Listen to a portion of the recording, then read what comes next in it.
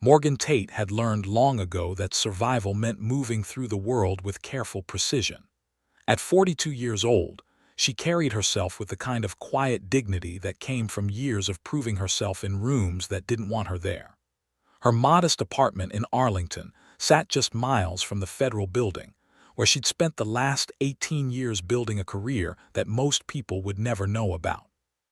This Sunday morning, she'd driven to the municipal building to pick up paperwork for her niece's scholarship application. Nothing dramatic, nothing dangerous, just an errand that should have taken 20 minutes. The parking lot behind the building stretched empty and gray under overcast skies. Morgan's sensible heels clicked against the pavement as she headed back to her silver sedan, manila envelope tucked under her arm. She wasn't the type to wear flashy clothes or draw attention. Her navy slacks and cream blouse were professional but unremarkable. Her natural hair was pulled back in a simple bun. Everything about her presence said, "I'm just trying to get through my day." But Morgan had spent nearly 2 decades in federal law enforcement, and her instincts had been sharpened by countless hours of training most people couldn't imagine. So when the first patrol cruiser rolled into the lot from the east entrance, something in her chest tightened. Then came the second cruiser from the south. Then the third, sliding in behind her vehicle, boxing her in completely. The engines cut off in near unison, and 3 white officers emerged. They didn't move like men responding to a call. They moved like hunters who'd cornered prey. Morgan's hand rested lightly on her door handle. Her expression remained perfectly calm, but internally, every alarm in her mind began to sound. She recognized the formation immediately. This wasn't random. This wasn't protocol. This was deliberate. Officer Blaine Carter approached first, his swagger unmistakable. His partner, Mark Renner, flanked left while Thomas Hale moved right, completing a triangle around her. Morgan had seen this tactic before, in training videos about intimidation and unlawful detention. She simply stood there, waiting, her face unreadable. Blaine's voice cut through the silence. "Ma'am, we're going to need to ask you a few questions." Morgan turned slowly, meeting his eyes with steady composure. "About what?" Part 2, The Trap tightens. Mark Renner shifted his weight, his hand resting casually on his belt. "Routine check. This your car?" "Yes," Morgan answered simply. She didn't elaborate. Years of interrogation training had taught her that offering unnecessary information only gave aggressors more ammunition. Thomas Hale stepped closer from her right. "You work around here?" The question hung in the air like smoke. Morgan felt the weight of what was really being asked. "What are you doing here? Do you belong here? Why is a black woman in this parking lot alone?" She kept her voice even. "I'm leaving now." Blaine clicked his tongue, a sound dripping with condescension. "We'll decide when you get to go home." Morgan had spent her entire career navigating moments like this. She'd endured racist comments disguised as jokes in academy training. She'd sat through performance reviews where her accomplishments were minimized, while white colleagues with half her credentials were celebrated.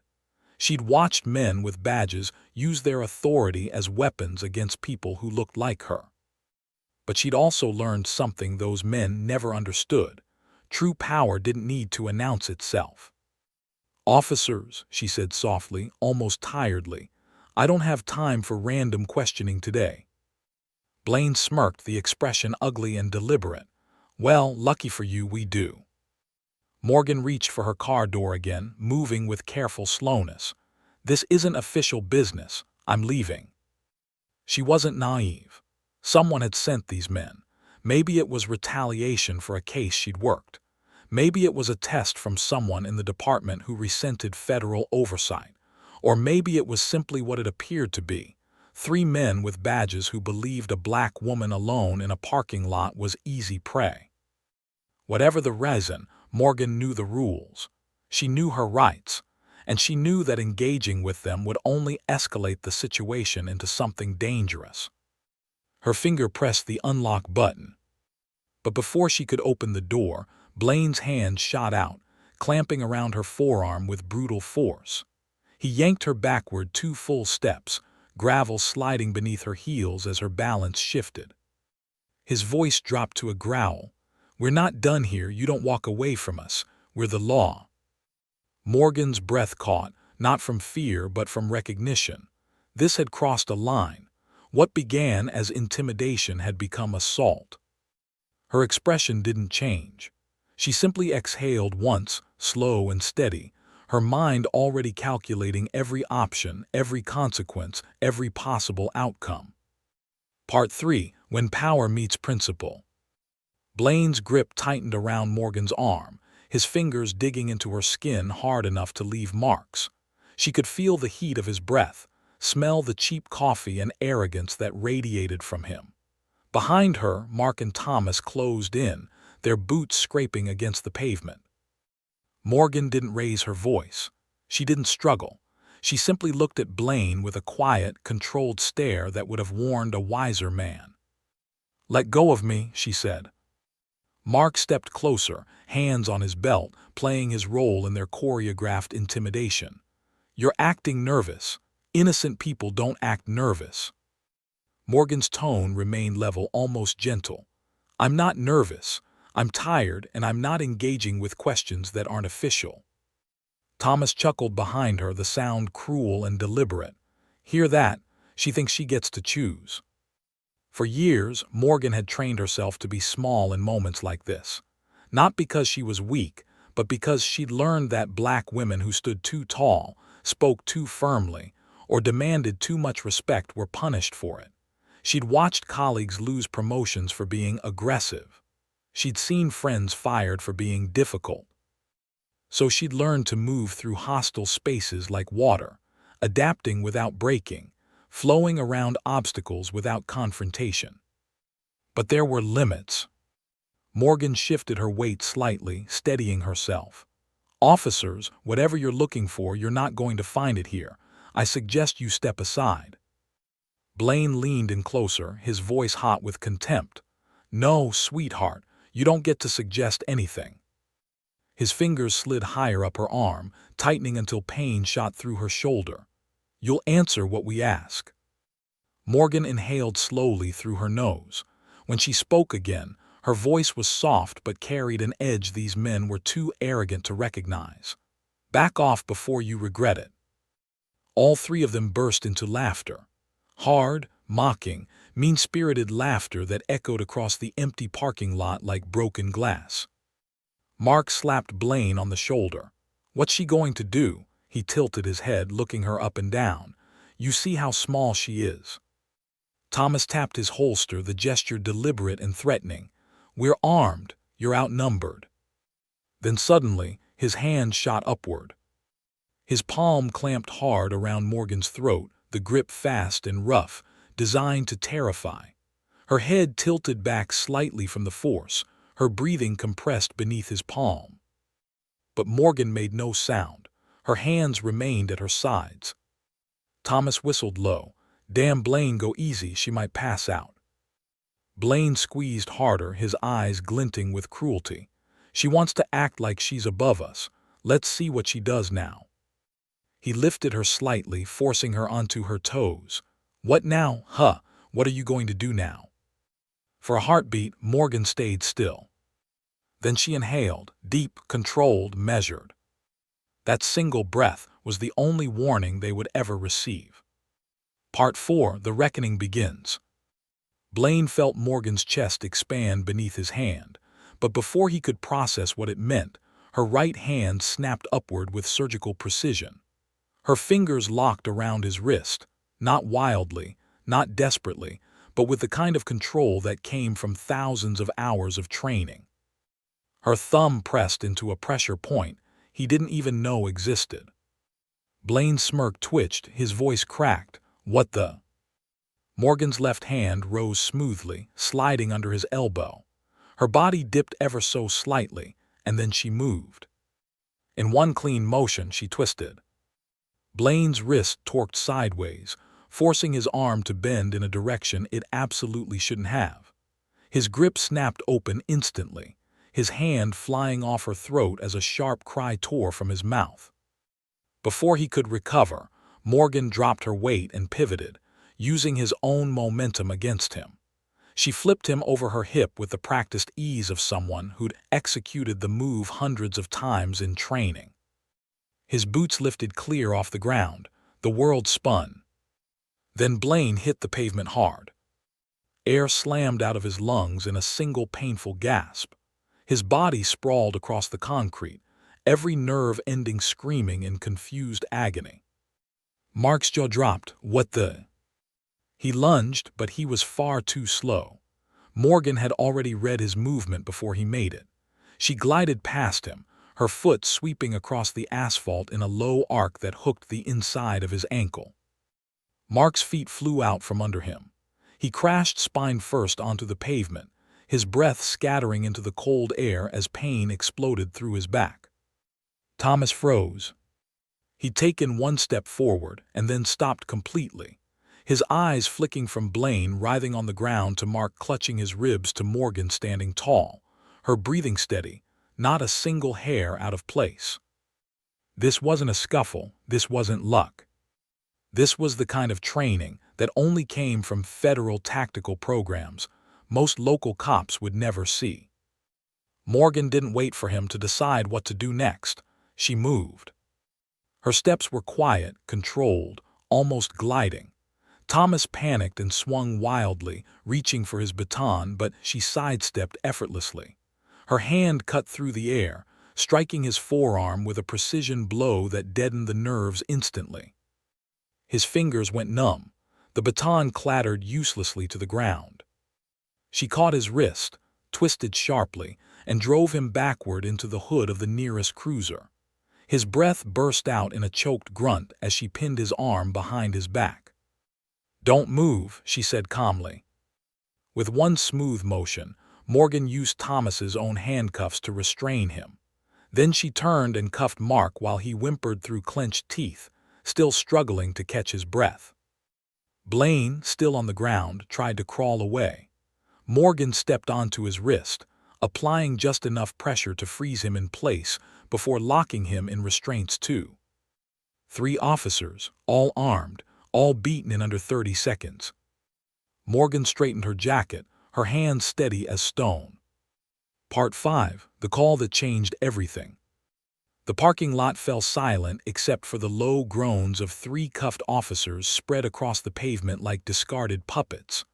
Morgan stood over them, not triumphant, not angry, just composed.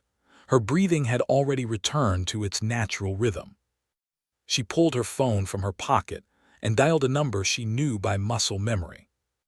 "Dispatch," a voice answered. "This is Agent Morgan Tate, Federal Bureau of Investigation," she said evenly. "Badge number 74219. I need immediate units at the municipal lot behind Building C. I have 3 officers detained for assaulting a federal agent. They're armed. Send a supervisor." The line went quiet for half a second, as if the dispatcher needed a moment to process what she just heard. Then, "Copy, Agent Tate. Units en route." Morgan ended the call and knelt beside Blaine, whose face was twisted with pain and disbelief. His wrist was already swelling where she'd torqued it, and his pride seemed more damaged than his body. Mark groaned from a few feet away, his voice strained. "We didn't know you were FBI." Morgan looked at him, her expression unchanged. That was never the problem. She let the silence hang there for a moment before continuing. "The problem was you thought you could intimidate a black woman using a badge, and you thought no one would hold you accountable." Thomas tried to speak, but only managed a pained wheeze. His face was pressed against the cruiser hood, his arms still pinned behind him in the cuffs. Morgan rose to her feet, brushing a piece of gravel from her slacks. She thought about all the times she'd witnessed scenes like this, but from the other side. The countless traffic stops that escalated unnecessarily. The women and men roughed up in parking lots, in their own neighborhoods, in places where they had every right to be. Most of them didn't have federal badges. Most of them didn't have advanced tactical training. Most of them just had their dignity and their truth, and so often that wasn't enough. But today would be different. Sirens rose in the distance, not frantic but controlled and purposeful. Multiple patrol cars turned into the lot, tires crunching over gravel as uniformed officers spilled out. Lieutenant Ramirez stepped forward first, a stocky man in his 50s with salt and pepper hair and eyes that had seen too much departmental corruption to be surprised by anything anymore. "Agent Tate," he called, recognizing her immediately. Morgan had worked with Ramirez on 2 joint task forces. He was one of the good ones, the kind of officer who believed the badge meant something beyond power. She rose smoothly to her feet. "These 3 officers confronted me without cause. They attempted to detain me unlawfully. One assaulted me physically." Her tone never wavered, each word measured and precise. Ramirez's jaw tightened as he looked down at the restrained men. "Remove their weapons and take them into custody." Part 6. When the truth speaks louder than badges. 2 officers moved in quickly, retrieving firearms, radios, and duty belts from the 3 men on the ground. Thomas attempted to protest, his voice desperate and shrill. "Lieutenant, this is a misunderstanding. We were just—" Ramirez cut him off with a single raised hand. "You're done, all of you." Blaine tried next, his voice weak but still carrying that entitled edge. "We were conducting a routine check. She became aggressive and—" "Aggressive?" Morgan's voice remained calm, but there was steel beneath it now. "I was walking to my car. You surrounded me. You grabbed me. You put your hands on my throat." She pulled out her phone again and tapped the screen. "And I recorded the entire encounter." The color drained from Blaine's face. Morgan had activated her phone's voice recorder the moment the first cruiser pulled into the lot. Every word, every threat, every assault had been captured in crystal-clear audio. Ramirez approached her, his expression a mixture of respect and weary frustration. "Agent Tate, I'm sorry you went through this." Morgan nodded once. "Do your job, I'll file my report." He nodded back, then turned to his officers. "Separate vehicles, full Miranda, and someone call internal affairs." As the officers guided the arrested men into separate patrol cars, Morgan watched the scene unfold with quiet satisfaction. Not the kind that came from revenge, but the kind that came from knowing justice, however imperfect, was still possible. A female officer approached, young and clearly shaken by what she'd witnessed. "Agent Tate, do you need medical attention?" Morgan touched her throat lightly. "There would be bruises tomorrow, faint finger marks that would fade in a week. I'll document the injuries myself. Thank you." The young officer hesitated, then spoke quietly. "I'm glad you're okay, and I'm glad you handled it." Morgan met her eyes. "You shouldn't have to be glad. This shouldn't happen." "I know," the officer said softly, "but it does." The truth of that statement hung heavy in the air. Morgan had joined the FBI 20 years ago believing she could change systems from within. She'd wanted to be proof that black women could excel in spaces designed to exclude them. She'd thought that excellence would be enough. But excellence had never been the issue. The issue was that some people looked at her skin before they looked at her badge, her training, or her humanity. Ramirez returned, tablet in hand. "I'll need your official statement." "You'll have it within the hour," Morgan replied. "And Lieutenant, check their body cameras, check their recent assignments. This wasn't random. Someone sent them." Ramirez's expression darkened. "You think this was coordinated?" 3 officers, same shift, simultaneous arrival, tactical formation. Morgan raised an eyebrow. "You tell me." He nodded slowly. "I'll look into it." As the patrol cars pulled away, carrying 3 men who'd woken up that morning believing they were untouchable, Morgan finally allowed herself to feel the weight of what had happened. Her hands trembled slightly. She pressed them against her thighs until they steadied. Part 7. The system faces itself. The departmental hearing took place 3 weeks later in a windowless conference room that smelled of old coffee and institutional anxiety. Morgan sat at a long table across from a panel of 5 people. 2 internal affairs investigators, 1 representative from the district attorney's office, Lieutenant Ramirez, and Chief of Police Angela Winters. Blaine Carter, Mark Renner, and Thomas Hale sat at a separate table with their union attorney, a sharp-dressed man named Gerald Hobbs who specialized in defending officers accused of misconduct. Morgan had dressed simply again. Dark gray suit, white blouse, minimal jewelry. She didn't need to look powerful. The evidence would speak for her. Chief Winters opened the proceedings, her voice formal and measured. This hearing will determine whether Officers Carter, Renner, and Hale violated departmental policy and federal law in their interaction with FBI agent Morgan Tate on October 15th. Hobbs leaned forward immediately. Chief Winters, my clients maintain they were conducting a legitimate investigation based on reports of suspicious activity in the municipal parking lot. What reports? Morgan asked calmly. Hobbs shuffled papers. Anonymous tips called in that morning. From whom, at what time, and why weren't those tips logged in dispatch records? Morgan's questions came quick and precise. One of the internal affairs investigators, a woman named Detective Lisa Chen, flipped through a file. We found no record of any calls about the municipal lot that morning. Hobbs's jaw tightened. Dispatch errors happen. Not 3 simultaneous ones, Morgan replied. Not when 3 patrol units respond to a location without any logged call, without radio communication, and without notifying their supervisor. She opened her own folder and slid documents across the table.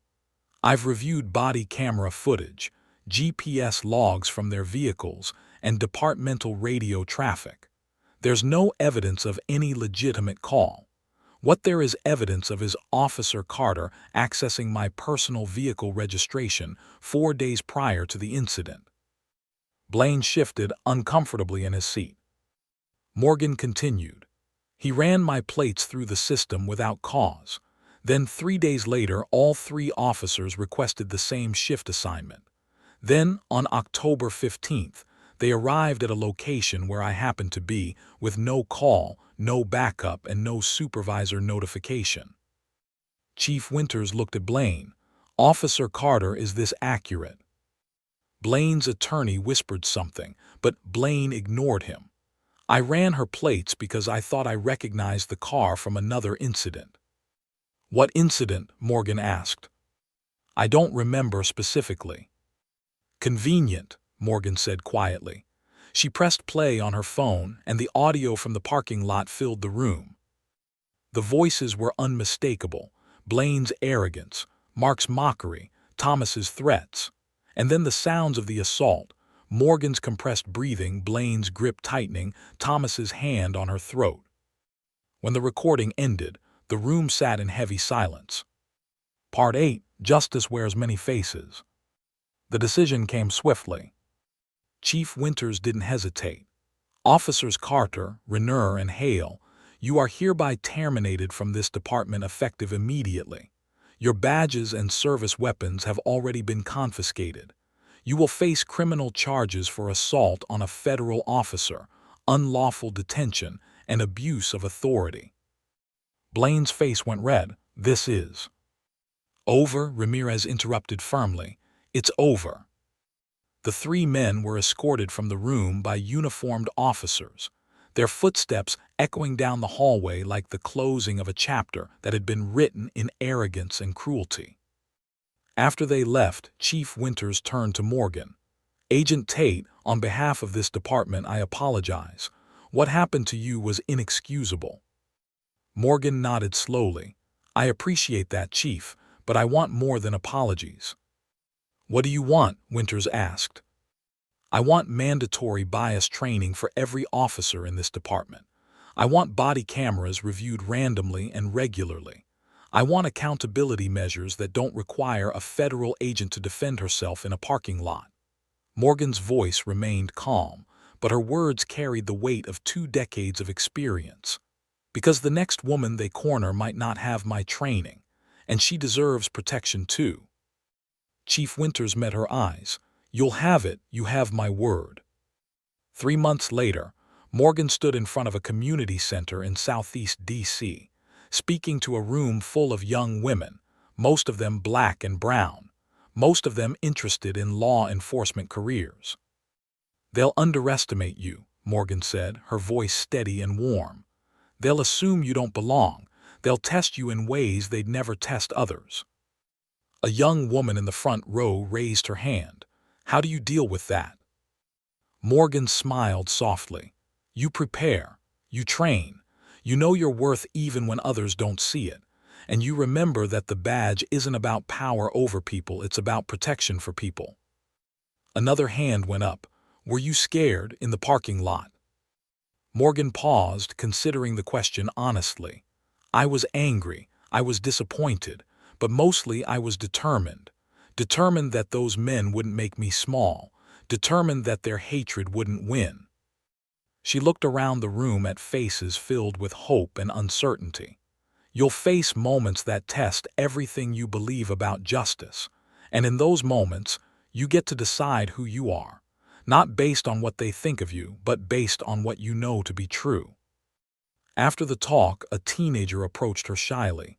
Agent Tate, I just wanted to say thank you.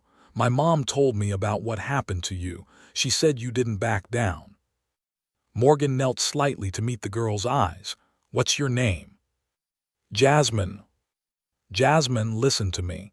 You don't have to be fearless. You just have to be faithful to yourself, to your truth, to your worth. Can you do that? Jasmine nodded, her eyes bright. Morgan stood and watched the young woman walk away, and for the first time in months, she felt something shift inside her. Not closure exactly, but peace. The parking lot incident had been about power and prejudice, about men who'd weaponized their authority against someone they assumed was powerless. But the aftermath had been about something bigger, about changing systems, about protecting the next person, about proving that justice, however delayed, could still arrive. That evening, Morgan drove home through the quiet streets of Arlington. Her throat had healed, the bruises had faded, but the lessons remained. She thought about Blaine, Mark, and Thomas, now facing federal charges and the end of their careers. She didn't celebrate their downfall. She simply recognized it as necessary. Because when badges became weapons, someone had to disarm them. And sometimes, that someone was a humble black woman in a parking lot who refused to be small. Morgan parked her car, walked into her apartment, and made herself a cup of tea. She sat by the window, watching the city lights flicker against the darkness, and whispered a quiet prayer of gratitude. Not for what she'd endured, but for who she'd remained through it all. Herself unbroken, unafraid, unapologetically whole.